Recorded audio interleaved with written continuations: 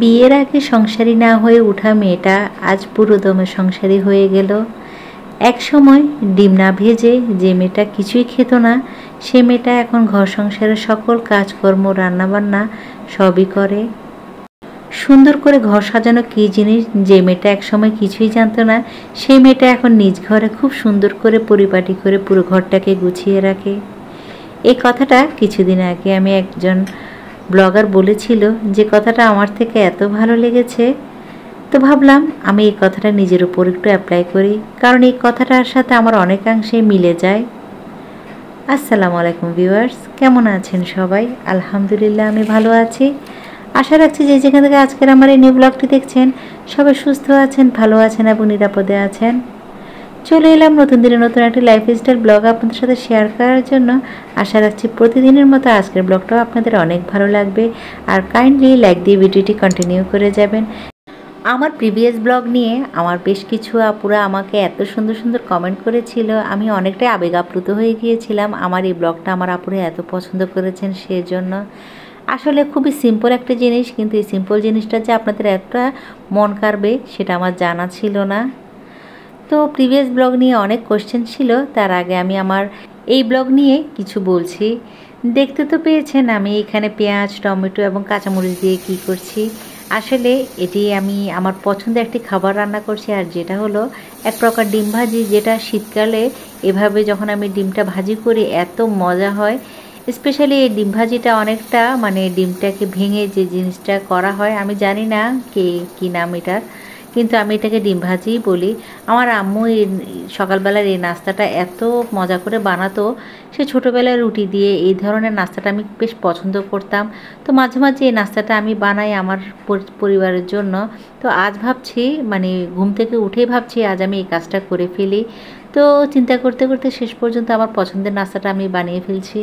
ডিমকে এভাবে ভেঙে টমেটো, পেঁয়াজ, কাঁচামরিচ, ধনিয়া পাতা দিয়ে ভাজলে এতই মজা হয়, স্পেশালি শীতকালে, কারণ শীতকালে তো যে টমেটোটা পাওয়া যায় সেটা অনেকটা টকটক থাকে। আর এই নাস্তাটা কিন্তু এভাবেই খেতে সবচেয়ে বেশি মজা হয়। তো গরম গরম রুটি দিয়ে এই নাস্তাটা আমি বানিয়ে ফেলছি। তো শুরুতে ছেলেদেরকে রুটি বানিয়ে ছেঁকে দিয়ে দিয়েছি, নিজের জন্য দুটা রুটি রেখে দিয়েছিলাম। তো এই রুটিগুলো এখন বেলে নিচ্ছি, কারণ এই দুটো রুটি বানাতে গিয়ে আমার একটু শ্যুট করতে হবে, সেই জন্য নিজের রুটিগুলো পরে বানিয়েছি। তো ছেলেদেরকে তো দিয়ে দিলাম। তো নিজের জন্য সকালবেলায় একটা ফ্রেশ সকালবেলা যে নাস্তাটা আমি বানিয়ে থাকি এবং খেয়ে থাকি, সেটা তো আপনাদের সাথে কম বেশি শেয়ার করে থাকি। আর আমার আপুরা সকালবেলার এই নাস্তাটা এত এনজয় করে, অনেকে তো আমাকে এও বলেছে যে আপু, যদি তোমার সকালবেলা নাস্তার সাথে যে চাটা তুমি খাও সেটা সঙ্গী হতে পারলে বেশ ভালো লাগতো। আসলে এই ধরনের কথাবার্তা যখন ভিউয়ার্স আপুদের থেকে শুনতে পাই, আমার না ইচ্ছা করে সকল ভিউয়ার্স আপু এবং ব্লগার আপুদেরকে নিয়ে আমি সকালবেলার নাস্তাটা খাই, কারণ সকালবেলার নাস্তাটা আমি অনেকটা এনজয় করি, আর যেটা অনেকটা শান্তি এবং সুখ অনুভব করি, যেটা আমার ব্লগের মাধ্যমে অনেকেই বুঝতে পারেন আমি কতটা রিল্যাক্সে সে সময় সকালের নাস্তাটা করে থাকি। কারণ সকালবেলা একটা হুড়োহুড়ি করে সকালের নাস্তাটা যখন বানাই, ওই নাস্তাটা বানিয়ে নেওয়ার পরে যে একটা রিল্যাক্সে সময়টা কাটাই, ওই সময়টা আমি খুব এনজয় করি। প্রতিদিনই তো আপনাদের সাথে ব্লগ শেয়ার করা সম্ভব হয় না। আমি চেষ্টা করি, আমি যে সময় ব্লগটা শেয়ার করি না তার বিপরীতে আমি অনেক সময় আমার নিজের মতো করি কিন্তু এই নাস্তাটা বানিয়ে থাকি। হয়তো সুন্দর করে শ্যুট তখনই করি যখন আপনাদের সাথে শেয়ার করি, কিন্তু অফ স্ক্রিনে আমি সবসময় আমার সকালবেলার নাস্তাটা এভাবেই সুন্দর করে করে নেওয়ার চেষ্টা করি। এদিক দিয়ে আজ আমার নিজের জন্য একটু রং চা বানিয়েছি। তো নিজের জন্য একটি স্পেশাল নাস্তা নিয়ে আমি আমার বারান্দায় চলে এসেছি, আর মজা করে চা নাস্তা খেতে খেতে আপনাদের সাথে চলুন গল্প করি। আমার প্রিভিয়াস ব্লগে মাই ডেলি লাইফ ইন কিচেন থেকে শিশির আপু আমাকে কমেন্ট করেছিল আমার এই টিস্যু হোল্ডারটা আমি কোন অনলাইন পেজ থেকে কিনেছি। আমি তো আপুকে কমেন্ট করে জানিয়ে দিয়েছি। তারপরেও অনেক ভিউয়ার্স আপু আমাকে এই টিস্যু হোল্ডার নিয়ে অনেক প্রশ্ন করেছিল। তো আমি বলে দিচ্ছি, এটি আমি কোনো অনলাইন পেজ থেকে কিনি নাই, এটা আমি আমাদের চট্টগ্রামের নিউ মার্কেট থেকেই কিনেছি। তো দেখি এই টিস্যু হোল্ডারটা আমার থেকে এত পছন্দ হয়ে গিয়েছিল, তো সাথে সাথে নিয়ে ফেলেছি। আর এদিক দিয়ে যে সেলফটা আমি বানিয়েছি সেটা আমার পুরনো একটি সেলফ ছিল, যেটাকে আমি নিউ রিসেন্টলি রং করে আমার কিচেনে এই কাউন্টার টপে রেখেছি। এই কিচেনে কাউন্টার টপে রাখার পরে আমার এই সেলফটা নিয়ে আমার আপুদের এত সুন্দর সুন্দর কমেন্ট এসেছিলো, আমি সত্যিই বেশ খুশি হয়েছি আমার এই নিউ অর্গানাইজেশন নিয়ে। আমি একটা জিনিস খেয়াল করেছি, আমার প্রত্যেকটা ব্লগে কিন্তু আমার কিচেনের এই কাউন্টার টপের উপর যেভাবে আমি অর্গানাইজ করে রাখি সেগুলো দেখে আমার আপুরা এত খুশি হয় এবং এত সুন্দর সুন্দর কমেন্ট করে আমাকে। তারাও খুব পছন্দ করে আমার এই কিচেন কাউন্টার টপটা আমার মতো। এদিক দিয়ে আমার বেডরুমটা একটু গুছাতে গুছাতে হঠাৎ করে একটা অ্যাক্সিডেন্ট হয়ে গেল, আর এই অ্যাক্সিডেন্টের একটি আওয়াজ আপনারা কিছুক্ষণ পরেই শুনতে পারবেন। দেখতে তো পেয়েছেন কত সুন্দর করে আমি আমার বেডের পাশের কর্নারটা গুছিয়ে নিয়েছিলাম, হঠাৎ করে আমার হাত থেকে এই জিনিসটা পড়ে গেল, মানে ফ্লাওয়ার বাসটি পড়ে যাওয়ার পর আমি এতই কি বলবো, সে সময় আমার থেকে এতই কষ্ট লাগছিল। শখের জিনিসটা যখন ভেঙে যায় চোখের সামনে, সত্যি এটা যে এতটাই বেদনাদায়ক সেটা হয়তো আমি আপনাদেরকে ভাষায় বোঝাতে পারছি না। খুব কষ্ট হয়েছিল। তো কি করেছি, এরপরে আমি ভালোভাবে সব কিছু ক্লিন করে আমার বিছানার যে চাদরটা আছে সেটা চেঞ্জ করেছি, আর চেঞ্জ করে নতুন একটি বেডশিট দিয়ে দিয়েছি।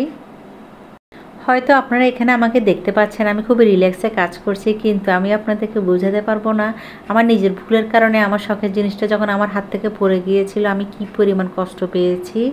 যাই হোক, সবসময় মনকে এটাই বলেই সান্ত্বনা দিয়ে আল্লাহ যা করে তা বান্দার মঙ্গলের জন্যই করে থাকে। এদিক দিয়ে আমি দুদিন আগে আমার মা থেকে একটি গিফট পেয়েছি, সেটা হলো একটি কম্বল। আর এই কম্বলটা এতটাই সফট এবং খুবই পাতলা। এমন একটি কম্বল গত কিছুদিন ধরে আমার মাকে যখন আমি বলেছিলাম আম্মু এমন একটি কম্বল আমার জন্য বেশ দরকার, কারণ মাঝে মাঝে দেখা যায় খুব একটা শীতও লাগে না, আবার মাঝে মাঝে দেখা যায় খুব একটা গরমও লাগে না। তো এই সময় এই ধরনের পাতলা কম্বল খুবই দরকার হয় আমার জন্য। তো মাকে যখন বলেছি, মা আমাকে এই সুন্দর কম্বলটা গিফট দিয়েছিল। আমি তো হাতে পেয়ে পুরোপুরি অবাক হয়ে গিয়েছিলাম, কারণ এটা একটা আমার জন্য সারপ্রাইজ ছিল।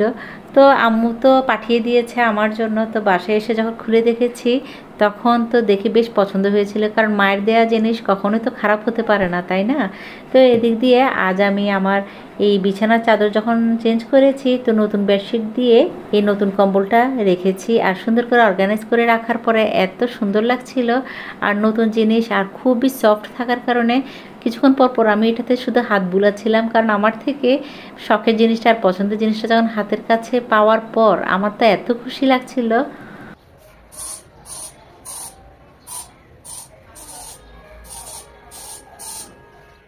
আসলে মায়েরা মনে হয় এমন, তাই না?